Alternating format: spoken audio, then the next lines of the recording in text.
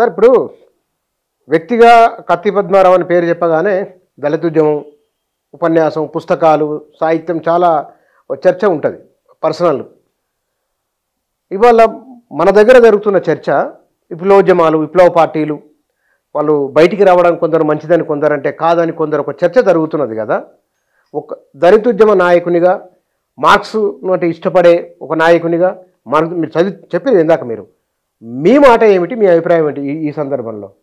పరిణామాన్ని ఎవడు ఆపలేడు, ఆల్టర్నేటివ్స్ని ఎవరు ఆపలేరు. అన్ని ఆల్టర్నేటివ్స్ జరుగుతాయి. కాకపోతే కొంచెం కాదు, కొంచెం ఆలస్యం, అంటే ఇతర యూరోపియన్ కంట్రీస్తో పోలిస్తే లేట్గా జరుగుతాయి. ఒక జనరేషన్లో ఒకడు ఒక పనే చేయగలుగుతాడు, రెండు చేయలేడు, ఇక్కడ అబ్జార్బ్ అవుతారు.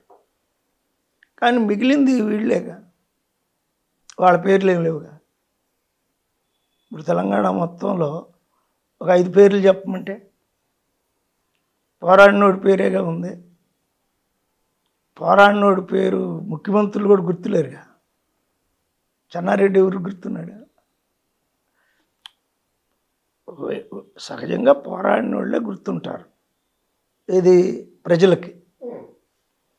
జనరల్ వాళ్ళు పదవులు పొందుతూ ఉంటారు, కొంత ఆస్తులు పిల్లలకి సేకరించవచ్చు, లేదు వాళ్ళ వల్ల కూడా కొంతమంది డెవలప్ అవ్వచ్చు. ఎన్ని ఉంటాయి, కానీ ఒక సిగ్నిఫికెంట్ ఏరియాని క్రియేట్ చేయలేరు. ఒక సిగ్నిఫికెంట్ ఏరియాని క్రియేట్ చేసిన వాడు పాలకుడైన అబ్రహాం లింకన్ నిలబడ్డాడు. అంటే ఇప్పుడు నేను అనేది, విప్లవోద్యమాల్లో పనిచేసే వాళ్ళు బయటికి ఇప్పుడు కాలం మారింది, సమాజం అప్పట్లాగా లేదు, బయటికి రండి అని చాలామంది అంటున్నారు. మీరు సూచన ఏమిటి వాళ్ళకు? వాళ్ళ డాక్యుమెంట్స్ మనం చదవలేదుగా. ఇప్పుడు మేము కులం ప్రత్యామ్నాయ సంస్కృతి మీకు చెప్పాను నేను. అవును. వాళ్ళ డాక్యుమెంట్స్లో వాళ్ళు ఏం రాసుకున్నారు, దీనివల్ల ఫలితం ఉందని రాసుకున్నారో, ఫలితం లేదని రాసుకున్నారు. వాళ్ళ లొకేషన్స్ని బట్టి వాళ్ళ థీరీస్ ఏంటో తెలియదు. మీరు చదవలేదా? చదవాలి. వాళ్ళ డాక్యుమెంట్స్ నేను చదవాలి. అంటే వాళ్ళు ఏమి ఎలా సాధించాలనుకుంటున్నారో మనకు తెలియదు. మీరు ప్రపంచవ్యాప్తంగా ఉన్న ఇన్ని గ్రంథాలు, ఇంత సాహిత్యాన్ని, ఇంగ్లీష్ సాహిత్యాన్ని చదివి భారతదేశంలో జరుగుతున్న ఒకనొక అంశాన్ని ఎందుకు మీరు విస్మరించారు? అంశాన్ని విస్మరించాల, డాక్యుమెంట్స్ని ఎవరైనా చదవలేము. ఎవరి డాక్యుమెంట్ని ఎవరు చదవలేరు. డాక్యుమెంట్ వాళ్ళ లీడర్ మైండ్లో ఉంటుంది. వారి విధానాల ద్వారా బయటకు వస్తుంది. అదే విధానాల ద్వారా వచ్చినా కూడా దాని లిప్త మాత్రమే వస్తుంది. ఎవరి డాక్యుమెంట్స్ వాళ్ళ. ఇప్పుడు మీరు ఒక డాక్యుమెంట్ నేచర్తో వచ్చారు. కత్తి పద్మారావుని ఫలానా మాట్లాడగటం వల్ల ఫలానా విషయాలు దేశానికి చూద్దామని అని, అది నెరవేరకపోవచ్చు. నెరవేరచ్చు కూడా. అంటే నెరవేరచ్చు.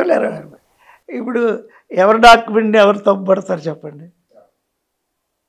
ఎవరు మనకు అంత లోతైన వాళ్ళ చదవాల్సిన అవసరం నాకు రాలేదు, నాకు రాలా. మీ పనిలో మీరున్నారు, మా పనికే టైం లేదు. ఈ గదిగా ఈ 5-6 నెలలు రాతాగినందుకే దిగులు పడుతున్నాం. ఇప్పటికీ 100 పుస్తకాలైనా? 100 106. 106 అంటే మొత్తం దళిత సాహిత్యమేనా? అన్ని రాశాను. దళిత అంటే వ్యక్తిత్వ నిర్మాణం, అంటే ఒరబడి ఉంటుంది కదా. ఏ ఒరబడిలో ఎక్కువగా డిప్రెస్డ్ పీపుల్, బీసీలు 50% ఉంటుందిగా. మండల్ కమిషన్ అన్ని పోరాడు.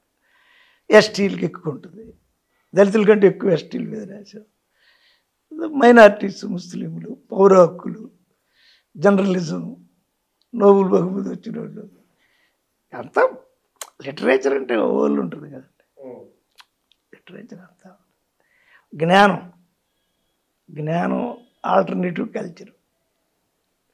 ఈ తక్కువ మంది కదా వీటిని ఆకర్షించబడేది. అవును. అప్పుడు మనకి వేరే వాళ్ళ డాక్యుమెంట్లోకి వెళ్ళి అవి తప్పని ఒక డాక్యుమెంట్ రాసి ఆ పనులు చేయాలి.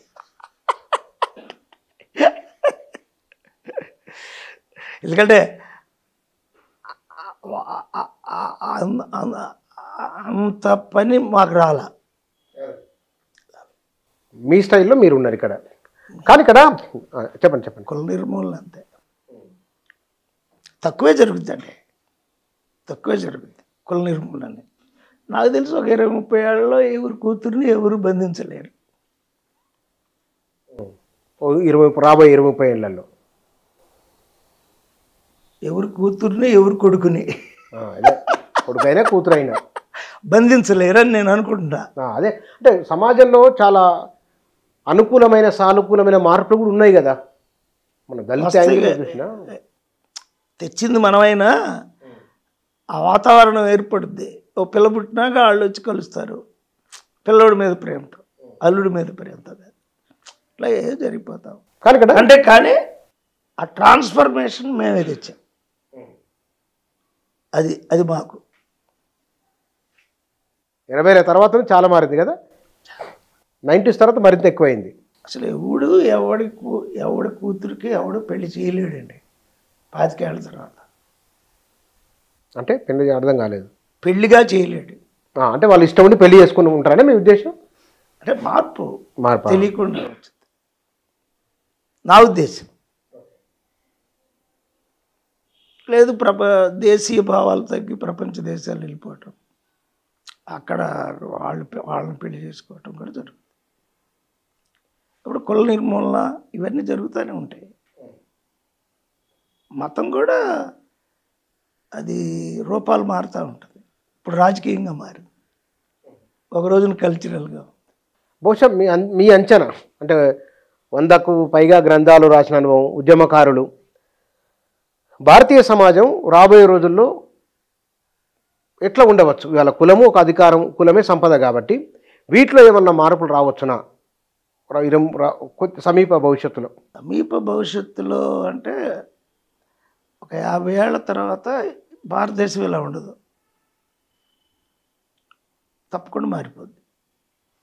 మనం చిన్న చిన్న బొట్లుగా వేసిన చిన్న చిన్న సంస్కరణలు చేసినవన్నీ అవి ప్రాక్టికలైజ్ అయిపోతాయి. ఇప్పుడు మనం మార్వాడీల మీద వ్యతిరేక ఉద్యమం వచ్చింది అంటే ప్రాంతీయమైన వాళ్ళకి జాబులు లేవని అమెరికాలో వచ్చింది. దేశీయ ఉత్పత్తులు డెవలప్ చేసుకోవాలని, దేశీయమైన వాళ్ళకి పనులు ఇవ్వాలని వరల్డ్ వైడ్గా వస్తుంది. మోడీ కూడా ఆ మాట అంటున్నాడు కదా, ప్రధానమంత్రి కూడా అంటున్నాడు కదా.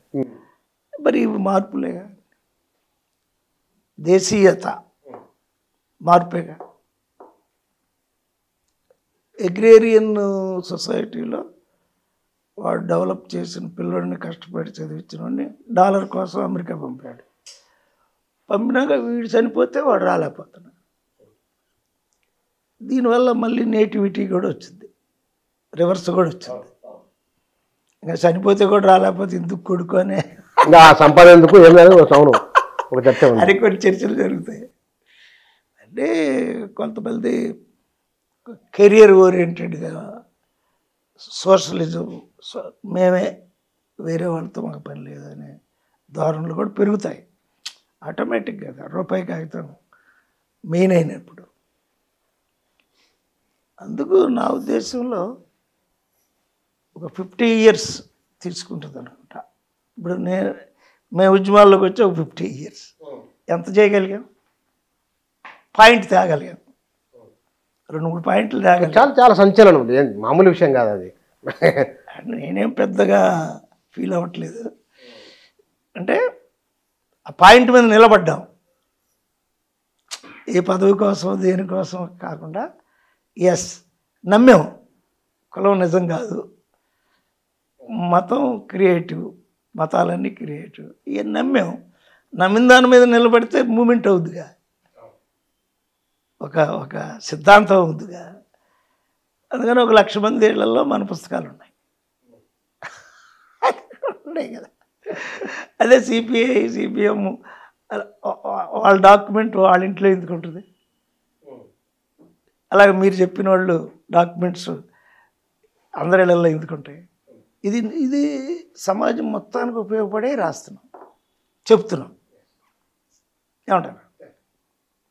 అప్పుడు మార్పుకి కొంత పని చేసినట్టే మీ దృష్టిలో.